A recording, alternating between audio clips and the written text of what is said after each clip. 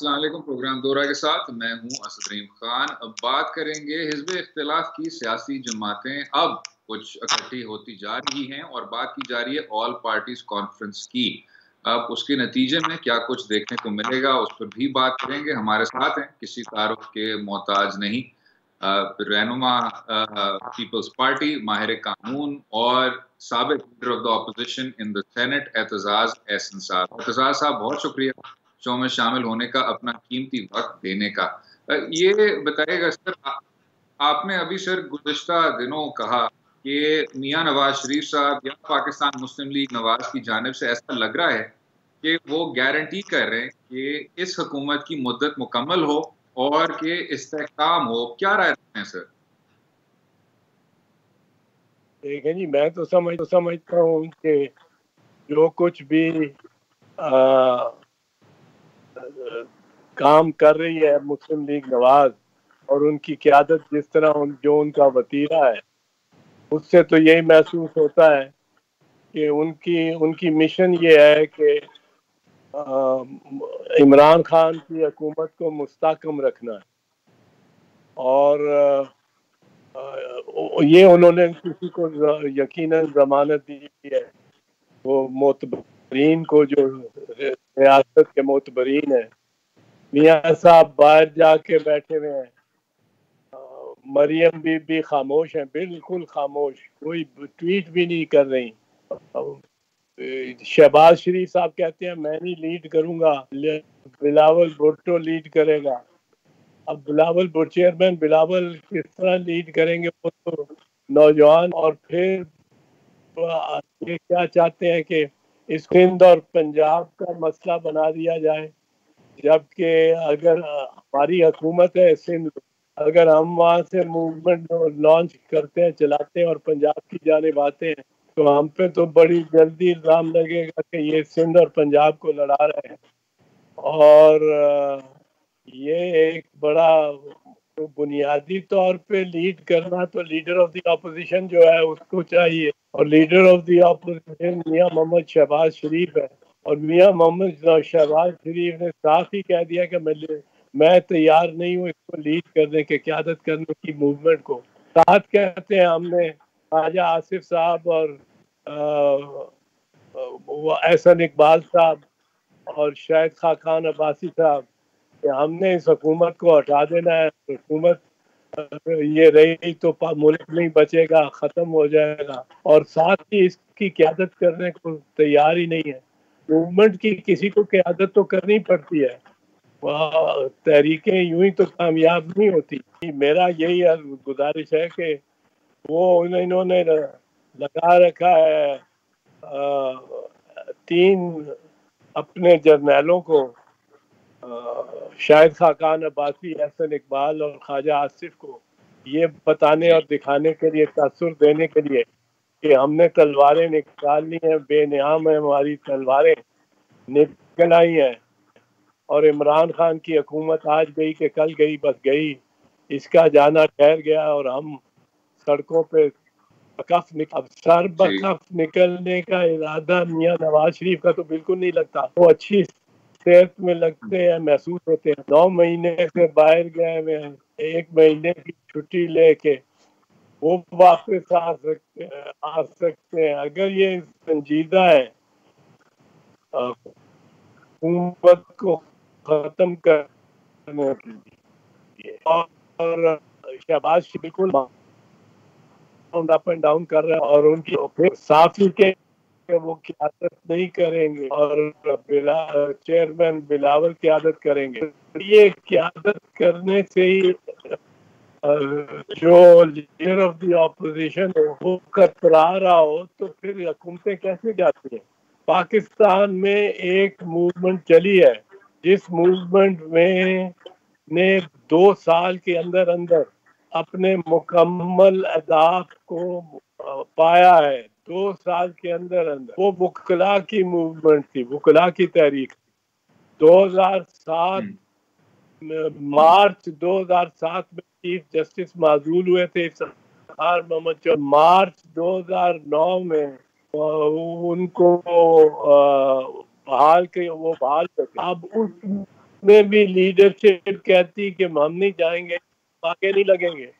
میں اگر اس میں کہتا میں نے اسمبلی کی سیٹ نہیں لی, حالانکہ میں مشترکہ امیدوار بن سکتا تھا پیپلز پارٹی اور مسلم لیگ نواز کا بھی, دونوں نے اعلان کیا تھا مجھے مشترکہ کینڈیڈیٹ. 2007 کی الیکشن میں بی بی کی شہادت کی وجہ سے 2008 میں ہوئی الیکشن. اگر میں اس وقت کہتا کہ جی میں نہیں چلنے کو تیار, تو کام موومنٹ چلتی تھی. کون چلتا تھا وہاں؟ اس موومنٹ میں ڈنڈے بھی کھانے پڑے, شہباز شریف کو کھانے پڑیں گے, ڈنڈے بھی کھانے پڑیں گے, گھاؤ بھی ہوئے, پیٹ میں میرے پتھر تھا اتنے زور سے کہ ایک دن پورا میں آئی سی یو میں رہا. یہ تو چلنا پڑے گا. صرف بیانات, ابھی تک تو صرف بیان بیان بیان. احسن اقبال ختم کرتے ہیں تو شاید خان شروع ہو جاتے ہیں, وہ ختم کرتے ہیں تو خواجہ آصف صاحب شروع ہو جاتے ہیں. ان کو یہ احساس ہونا چاہیے کہ پاکستان پیپلز پارٹی آپ کا ساتھ دینے کو پوری طرح تیار ہے, بالکل. اور پاکستان پیپلز پارٹی اور اگر موومنٹ شروع کرتی ہے اور سندھ سے شروع کرے گی, اگر اس کو کرنا پڑے مراد علی شاہ پہ ڈائریکٹ اسی 2 پہ یہ حکومتوں اعتراض کو لڑا دینے کا الزام لگے گا. تو یہ یہاں قیادت ہی نہیں ہے تیار. جب اور موومنٹ چلانے کے تو کیا چلے گی موومنٹ؟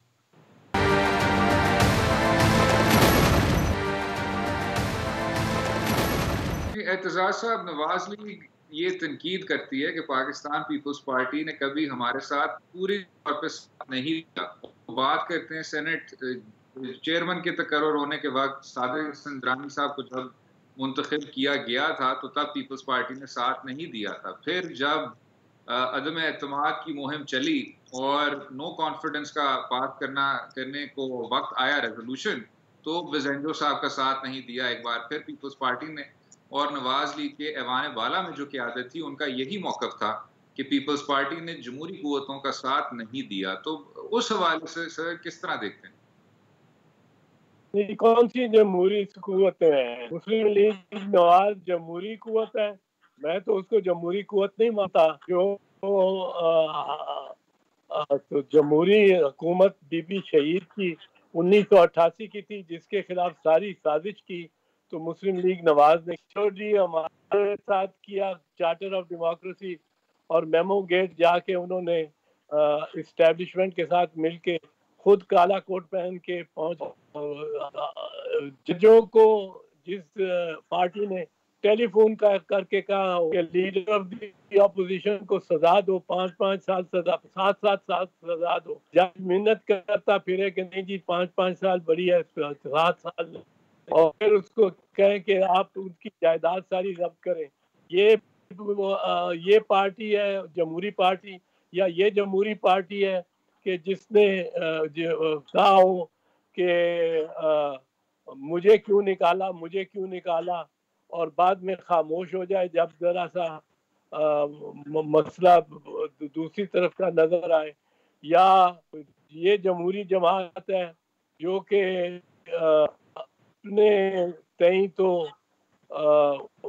بڑے مطلب ہے جمہوریت کے کو آگے بڑھانے والے ہیں, پر ججوں کی جعلی ٹیپیں یا صحیح ٹیپیں بھی ججوں کی ٹیپیں بنا کے اور ان کو مشتہر کرتے ہیں, اور پھر باقی سب کو دھمکی دیتے ہیں کہ اگر اس پہ عمل نہ ہوا تو ہمارے پاس اور بھی ٹیپس بہت ساری ہیں. یہ مریم بی بی نے کہا کہ پھر میں ایسی ٹیپس لاؤں گی. اب وہ پتہ نہیں کون سی ٹیپس ہیں, کون سے دن میں آئیں گی. یہ جمہوری کے جماعت ہے. کیسے آپ بات کرتے ہیں جمہوری جماعت؟ اصل میں آپ ان کے سارے قائدین لے لیں, سارے قائدین وہ ضیاء الحق کے یا ان کے بزرگوار تھے یا وہ خود تھے. اور 1985 کی الیکشن جو ایم آر ڈی کو بائیکاٹ نہیں کرنی چاہیے, انہوں نے بائیکاٹ کر دی تو یہ بن گئے, ان کے نام کچھ بن گیا, بڑی اچھی بات ہو گئی. لیکن یہ سارے उस ऐप के और उस इस्टेब्लिशमेंट के बने हुए हैं, वजीर थे उस 85 की असेंबली में, जो ज़ियाउल हक की असेंबली में से कौन, किसका नाम आप ले सकते हैं जो उसमें नहीं था?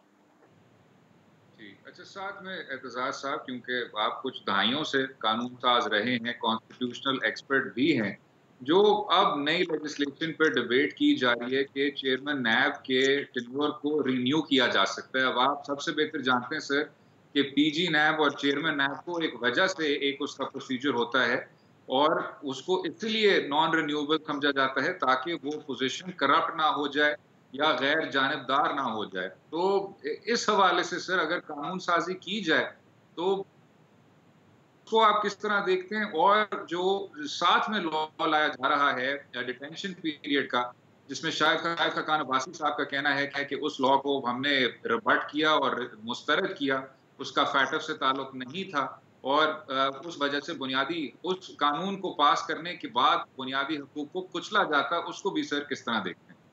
नहीं, नैब का जो इस वक्त हिकमत अमली है, उसको तो उसकी तो मेरा ख्याल है शायद ही कोई सफाई दे सकता है या उसकी हिमायत कर सकता है। नैब ने इस वक्त तो अपनी तोपें सारी की सारी अपोजिशन की जानिब की हुई हैं, उनके दाने उस तरफ किए हुए हैं, और अपोजिशन का ये बिल्कुल जायज गिला शिकवा है कि सिर्फ हमारे पे क्यों अताब गिरता है, ये बिजलियां गिरती है तो बेचारे मुसलमानों पर वाली बात है। नैब क्यों नहीं वो मुकदमात जो मुकदमात जिनके सबूत बहुत सारे सामने आ चुके हैं और जो बड़े अजर बिन शम्स हैं, उनमें भी क्यों नहीं वो कोई एक्शन लेते। तो ये तो बात दुरुस्त है। बाकी आपकी बात नैब जो मैं समझा हूँ, मुझे आवाज जरा थोड़ी सी मीठी है आपकी आती हुई, लेकिन जो समझा हूँ कि शायद आप ये फरमा रहे थे कि सिक्योरिटी ऑफ टेन्योर दिया गया था चेयरमैन नैब को, वो बिल्कुल दिया गया था। चेयरमैन नैब को आर्टिकल 211 के तहत ही, यानी सुप्रीम जुडिशल काउंसिल ही हटा सकती है, और सुप्रीम जुडिशल काउंसिल दो एक चीफ जस्टिस ऑफ पाकिस्तान और दो सीनियर जजेस सुप्रीम कोर्ट के और दो सीनियर चीफ जस्टिस सूबों के, इस पर मुश्तमिल, इन 5 अफराद पर मुश्तमिल होती है, और वो ही हटा सकती है। तो एक तहफ़्फ़ुज़ दिया गया है, लेकिन तहफ़्फ़ुज़ का ये मतलब नहीं है कि नैब अब उस एक ही तरफ चलना जाए। वो पेशावर की BRT की तहकीक ही शुरू कर दें, कुछ तो करें, कुछ दिखावे के तौर पे ही कर दें, और लेकिन वो अपनी तरफ जमे में डटे बैठे हैं। तो इससे मेरा ख्याल है नैब का अपना बहुत नुकसान हो रहा है, क्रेडिबिलिटी का और उनके वकार का।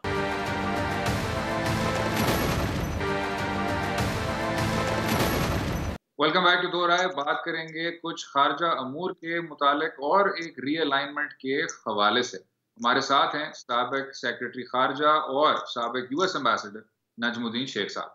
हमसायों के साथ जो ताल्लुकात हैं उससे भी बात करें, और हमसायों से बढ़ के जो बांग्लादेश के साथ आपने देखा, कोशिश की जा रही है कि एक थॉ हो।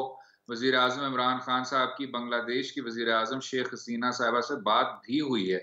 तो अब गोइंग फॉरवर्ड सर, क्या ये एक इंडिया सेंट्रिक अप्रोच है कि क्योंकि हिंदुस्तान और बांग्लादेश के बीच अब कशीदगी नजर आई है, तो अब शायद पाकिस्तान को वो अपॉर्चुनिटी का फायदा उठाना चाहिए, या क्योंकि हमारे अपने इतने ज्यादा तारीखी बॉन्ड्स हैं बांग्लादेश के साथ, एक एक एक एक शेयर्ड हिस्ट्री है, इस चीज को मजीद कैटलाइज करना चाहिए? क्या राय? देखिए बांग्लादेश के साथ हमारा पुराना रिश्ता है। आपको याद होगा कि क्रिकेट खेली जा रही थी, तो बांग्लादेश के जो लोग थे जो वहाँ देख रहे थे हिंदुस्तान पाकिस्तान की मैच, उसमें तालियां वो पाकिस्तान के लिए बजाते थे। ये पुराना रिश्ता है, और ये पुराने रिश्ते को हम कहते थे कि सिर्फ حسینہ واجد جو ہیں وہ اس کو یہ اہمیت نہیں دیتی جو کہ ہماری دوسری جو لیڈر تھیں وہ دیا کرتی تھی. لیکن اس وقت مجھے لگتا ہے کہ بنگلہ دیش کے لیے ایک بہت کٹھن وقت آیا ہے.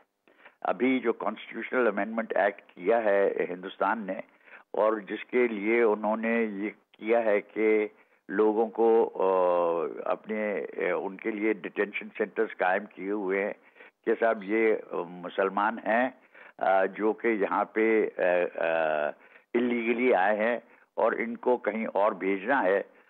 تو اس کا تو بہت خدشہ ہے بنگلہ دیش کو، کیونکہ تیاری یہ معلوم ہو رہی ہے کہ ہم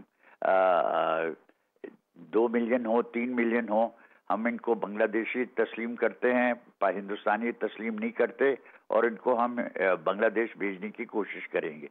یہ ایک نقطہ ہے. دوسرا نقطہ ہے جو انکلیوز کے لیے اپروچ ہے ہندوستان کی، وہ صرف بنگلہ دیش کے ذریعے ہو سکتی ہے.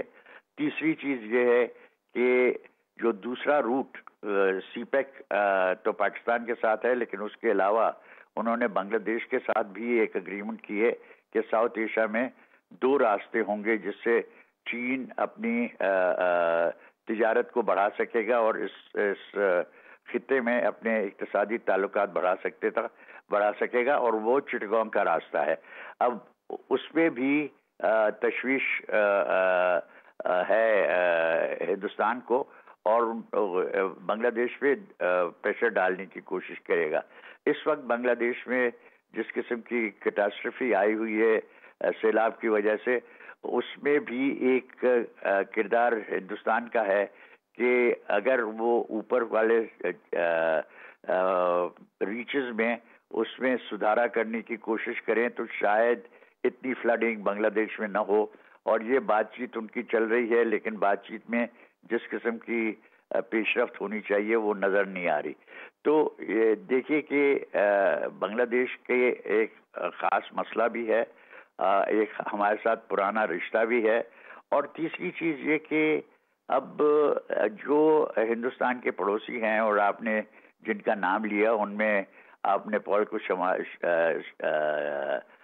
بھی شامل کر لیں کہ وہ چاہتے ہیں کہ سب ہندوستان اس خطے کا پری ایمننٹ پار تو ہے لیکن ہیگیمنسٹک پار نہ بنے، اور ہیگیمنی قائم کرنے کی کوشش نہ کرے، یہ کہنے کی کوشش نہ کرے کہ جو آپ رشتے قائم کریں گے وہ ہماری اجازت سے کریں گے اور اس کے بغیر آپ کر نہیں سکتے.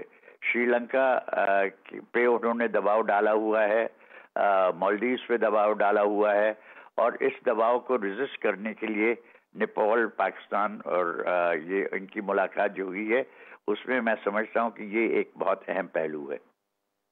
اچھا نجم الدین شیخ صاحب، کیونکہ آپ نے افغانستان کا بھی ذکر کیا، جو امریکی انخلا ہونے کو جا رہی ہے اس میں پاکستان سب سے مثبت اقدامات کیا لے سکتا ہے؟ آپ سب سے بہتر جانتے ہیں سر کہ پاکستان کا بہت دیر سے بیانیہ رہا ہے کہ پیس پروسیس میں افغان شہریوں کی خود قیادت رہنی چاہیے. تو اب جب وڈرال ہوگی، کیا اشرف غنی کی حکومت مزید غیر مستحکم نہیں ہو جائے گی؟ کس طرح دیکھتے ہیں جناب؟ دیکھیے ابھی جو صورتحال ہے اور جو میں نے آج رپورٹ پڑھی ہے اس سے یہ معلوم ہوتا ہے کہ طالبان جو ہیں وہ اپنے 1000 جو ان کو ریلیز کرنے تھے افغان گورنمنٹ کے سولجرز کو، وہ کر لیں گے عید سے پہلے، اور ان کی توقع ہے جس پہ میں سمجھتا ہوں اشرف غنی پورا اترنے کے لیے تیار ہیں کہ اشرف غنی کی طرف سے بھی 5000 ریلیز ہو جائیں گے. لیکن ریلیز ہوں گے وہ جن کو اشرف غنی صاحب چنے گا، نہ وہ جو جس کی فہرست ملی ہے، کیونکہ اس فہرست کے جو بندے ہیں اس میں بہت سارے ہیں جن کو وہ کرمنلز کہتے ہیں، اور کہتے ہیں کہ ان کی ریلیز ہمارے لیے نیشنل سیکیورٹی رسک ہو سکتی ہے. وہ یہ بھی کہتے ہیں کہ جن کو ہم نے چھوڑا ہے وہ اب پھر بیٹل فیلڈ پہ چلے گئے ہیں باوجود اس کے کہ انہوں نے وعدہ کیا تھا کہ نہیں کریں گے. تو ایک دقت سی ہے وہاں پہ. دوسری چیز ہمیں افغانستان کے لیے یاد رکھنی چاہیے کہ افغانستان میں ایک ایلسٹ نیٹ ورک بن گیا ہے. بہت سارے لوگ ہیں جو کہ چاہتے ہیں کہ یہ جو اوپیم اور ایلیسٹ ایمفیٹامینز جو ہیں ان کی جو ٹریڈ ہے یہ جاری رہے، کیونکہ اس کے ساتھ ان کے جو آمدن کے ذریعے ہیں وہ زندہ رہتے ہیں. ان کی جو فیفڈمز ہیں جو چھوٹے چھوٹے انہوں نے اپنے علاقے قائم کیے ہوئے ہیں، کارزائی صاحب کی کندھار میں ہے، یا عطا صاحب بلخ میں بیٹھے ہیں، یا اپنے دوستم صاحب ہیں، ان سب کی اپنی اپنی جو کنگڈمز ہیں وہ سب افیکٹ ہوتی ہیں اگر ریکنسلیشن ہوتی ہے اور یہ آگے بڑھتا ہے معاملہ. اگر اس کے باوجود امید ہے کہ یہ بات چیت شروع ہوگی، لیکن یہ بات چیت جو ہے یہ 2 مہینے میں 3 مہینے میں سیٹل ہونے والی نہیں ہے. آپ دیکھیے کہ کیا کیا سوال ہیں. کیا پاور ڈویژن کیسے ہوگی، کون سے پولیس چیفز بنیں گے افغان طالبان کے، کون سے ڈسٹرکٹ چیفز بنیں گے، کون سے گورنر بنیں گے، یہ فیصلہ کرنا ہے. یہ فیصلہ کرنا ہے کہ طالبان کی جو ایگزسٹنس ہے وہ پولیٹیکل پارٹی کیسے بنے گی. پولیٹیکل پارٹی بنے گی تو یہ الیکشنز کب ہوں گے جس میں وہ پارٹیسپیٹ کر سکتے ہیں. یہ بہت سارے سوالات ہیں، اور میرے نظر میں نے تو پہلے لکھا تھا کہ یہ 2030 تک اگر سیٹل ہو جائے تو بڑی غنیمت ہوگی. بالکل. آخر میں نجم الدین شیخ صاحب، جو ہندوستان نے تشویش کا اظہار کیا ہے ایران کے حوالے سے، کہا کہ جو چابہار منصوبے سے ہمیں نکالا گیا ہے وہ چین کی ایک نئی اسٹریٹجک کیلکولس کی وجہ سے تھا، لیکن ایران کے جو افسران ہیں ان کا بالکل متضاد موقف ہے. وہ کہتے ہیں کہ کیونکہ ہندوستان کی سائڈ پہ بہت زیادہ جو منصوبہ تھا تاخیر کا شکار تھا، تو اس وجہ سے ان کو ہٹایا گیا. ساتھ میں انہوں نے یہ بھی کہا کہ ہندوستان کبھی ریلوے پروجیکٹ کا تو حصہ تھا ہی نہیں، تو ان کو چاہ بہار سے نکالنے سے اس کا تو سوال اٹھتا نہیں ہے. آپ کی کیا رائے ہے سر اس کے مطابق؟ دیکھیے، ہمیں سمجھنا چاہیے کہ چابہار میں جو ہندوستان نے کیا تھا وہ اس لیے تھوڑی کیا تھا کہ زرنج کے ساتھ کنیکشن ہوگی، کہ افغانستان کے لیے راستہ یہاں سے بنے گا. اس میں اقتصادی تو کوئی جسٹیفیکیشن بنتی نہیں تھی، ان کو پتا تھا کہ نہیں بنتی ہے. وہ جا رہے تھے وہاں پہ کیونکہ ان کو پیٹرو کیمیکلز چاہیے تھے. وہ پیٹرو کیمیکلز پروڈیوس ہوتے ہیں، بائی پروڈکٹ ہیں وہاں پہ آئل ریفائنرنگ کے، اور دوسری جو پیٹرو کیمیکلز پروڈیوس کرتی ہے ایران. اس کو لینے کے لیے وہ 2016 میں تو موقع اچھے تھے، اور لیکن اس وقت جب سینکشنز لگی ہوئی ہیں تو یہ پیٹرو کیمیکلز جو ہیں یہ تو ہندوستان خرید نہیں سکتا. تو وہ وہاں پہ یہ سمجھنا، کیونکہ ہندوستانی اپنی اقتصادی مفاد سمجھتے ہیں، اس میں کوئی ان کو مفاد نہیں نظر آتا کہ ہم افغانستان کے چابہار کے ذریعے ہم افغانستان کا راستہ بنائیں، جب افغانستان کے لیے ان کی ٹریڈ کیا ہے؟ ٹریڈ تو ہے نہیں نا. ٹوٹل جو ٹریڈ ہوگی وہ جو فریش فروٹ ہے وہ تو اس راستے نہیں آ سکتا، وہ تو آپ کو بائی ایئر کرنا پڑے گا. یا اب جو ہم نے ان کے لیے راستہ کیا ہے کہ آپ کر سکتے ہیں واگا کے تھرو، وہ ہوگا. تو اب کیا ویٹ بھیجنا یا ویٹ لینا، یہ اس کے لیے یہ اتنا لمبا کام کریں گے؟ نہیں کریں گے. تو یہ سمجھ لیجئے کہ ایران جو ہندوستان کی جو مفادات تھے چابہار میں، وہ دے ور لنک ٹو ایرانز پیٹروکیمیکل انڈسٹری. اگر پیٹروکیمیکل انڈسٹری سینکشن کی وجہ سے اس کا فائدہ نہیں لیا جا سکتا تو ہندوستان کی جو دلچسپی ہے چابہار میں وہ ختم ہو گئی. سابق سیکرٹری خارجہ نجم الدین شیخ صاحب، بہت شکریہ شو میں شامل اپنا قیمتی وقت ہمیں دینے کا. اسی پر وقفہ لیں گے اور اگلے سے میں بات کریں گے سینئر صحافی مبشر زیدی صاحب کے ساتھ. رہیے گا ہمارے ساتھ.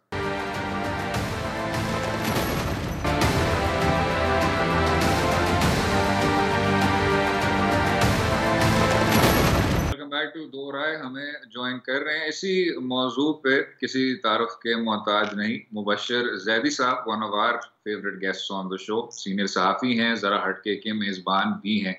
مبشر صاحب، یہی جو ایک طرح سے کھچڑی پکڑی ہے حزب اختلاف کی جماعتوں کی، تو آپ کے قریب سر کیا دیکھنے کو ملے گا؟ کوئی اتحاد نظر آ رہا ہے؟ اور یہ بات کہ جی عید الاضحیٰ کے بعد نہ صرف ایک حکومت خلاف موومنٹ چل سکتی ہے لیکن حکومت بھی گرائی جا سکتی ہے، اس میں کوئی وزن ہے؟ واٹ ڈو یو تھنک سر؟ دیکھیے سر، مجھے تو لگتا ہے کہ سب اپنی اسی تنخواہ پہ کام کریں گے جس پہ وہ کام کر رہے ہیں.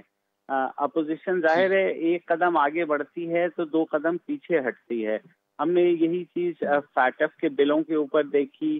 انہوں نے کہا کہ ہم بالکل جو ہے اس کو اپروو نہیں کریں گے اور ہمیں اعتماد میں نہیں لیا گیا. اور لیکن رات کو 12 بجے پرسوں رات پتہ نہیں کیا ہوا کہ اچانک جو جوائنٹ سیشن کا اعلامیہ تھا وہ بھی واپس ہوا، جس کے بارے میں کہا جا رہا تھا کہ ایشو ہوگا تاکہ اپوزیشن کو جو ہے موقع نہ دیا جائے کہ وہ میجورٹی میں اس کو ریجیکٹ کر سکے. مگر جب بھی کوئی کرنچ مومنٹ آتا ہے، چاہے وہ آرمی چیف کے ایکسٹینشن کا معاملہ ہو، چاہے وہ کوئی لیجسلیشن ہو، اپوزیشن کے جو رویہ ہے وہ اینڈ میں آ کر کے وہی ہو جاتا ہے جو پہلے ہم نے دیکھا. یعنی کہ باتیں وہ بڑی بڑی کرتے ہیں مگر انفرادی سطح پر یا تو ان کو کہیں سے اپروچ کیا جاتا ہے اور وہ دوبارہ سے ٹریک پہ آ جاتے ہیں، یا یہ ہے کہ وہ ابھی خود بھی سمجھ رہے ہیں کہ اس حد تک نہیں جانا جہاں جا کے حکومت گرائی جا سکے. کیونکہ جو اس وقت حالات ہیں، کوئی بھی جماعت میرے خیال میں جو اپوزیشن کی بھی ہے وہ بھی اس بات کو سمجھتی ہے کہ اگر ان کو موقع دے دیا گیا حکومت کرنے کا تو شاید وہ بھی صورتحال کو نہ سنبھال سکیں. ٹھیک ہے. اور جو اب آپ نے دیکھا قانون سازی کے حوالے سے بھی کچھ کام کیا جا رہا ہے. ہم ابھی اعتزاز احسن صاحب سے بات کر رہے تھے تو ان سے بھی پوچھا کہ یہ جو دو نئے قانون ہیں سر، ایک کہ آپ شاید چیئرمین نیب کی پوزیشن کو نہ صرف یہ اس کو ایکسٹینشن دے سکیں، لیکن آپ مجھ سے بہتر جانتے ہیں سر، آپ کی بہت زیادہ کورٹ رپورٹنگ کا تجربہ ہے کہ چاہے وہ پی جی نیب کا پروسیجر ہو، چاہے چیئرمین نیب کا پروسیجر ہو، ان پوزیشنز کو نان رینیوبل ہونا چاہیے تاکہ غیر جانبدار نہ ہو جائیں یا کرپٹ نہ ہو جائیں. لیکن اب بات کی جا رہی ہے کہ چیئرمین نیب کو بھی ایکسٹینشن دے دیا جائے. ساتھ میں ایک اور قانون ہے سر کہ آپ ڈیٹینشن پیریڈ کو وسیع سے وسیع کرتے جا رہے ہیں اور کہہ رہے ہیں کہ 180 دن تک آپ ایک آدمی کو اٹھا سکتے ہیں، اس کو بند رکھ سکتے ہیں. اور حکومت وقت نے اس کو فیٹف کے ساتھ جوڑا. شاید خاقان عباسی صاحب کا کہنا ہے کہ جب ہم نے یہ سوال اٹھایا کہ اس کا فیٹف سے کیا تعلق ہے تو انہوں نے اسی وقت اس قانون کو ڈراپ کر دیا. تو کس طرح دیکھ رہے ہیں مبشر صاحب، یہ لیجسلیشن کس طرف جا رہی ہے؟ دیکھیے، حکومت نے جو فیٹف کی لیجسلیشن کی ہے، اگر آپ دیکھیں تو اس میں کوئی نئی بات نہیں ہے یا کوئی بہت زیادہ جو ہے انہوں نے کوئی فنڈامنٹل چینجز سسٹم میں نہیں لے کے آئے ہیں. اور یہی چیز نقصان دہ ہوگی کیونکہ اب فیٹف نے ان لیجسلیشن سے نہیں ماننا ہے. انہوں نے پاکستانی حکومت کو یہ کہا ہوا ہے کہ وہ لیجسلیشن کے ساتھ ساتھ آپ کے آن گراؤنڈ جو ایکشنز ہیں ان کو بھی دیکھیں گے.